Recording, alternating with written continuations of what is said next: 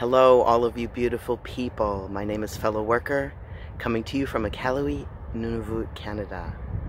I'd like to welcome all of the new subscribers and welcome back everyone who's been watching the channel. Today I'm in Sylvia Grinnell Park. This is a territorial park run by the territory of Nunavut.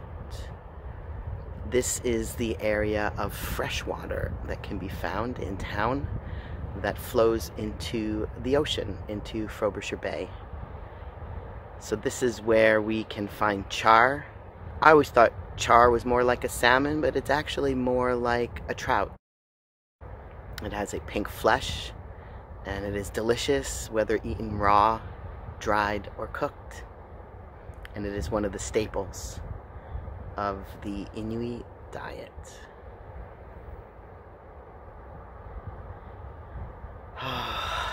It's just such a beautiful day today. It's about 14 degrees Celsius.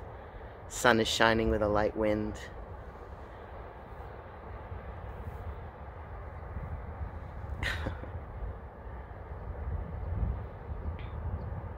Today I just want to witness Mother Nature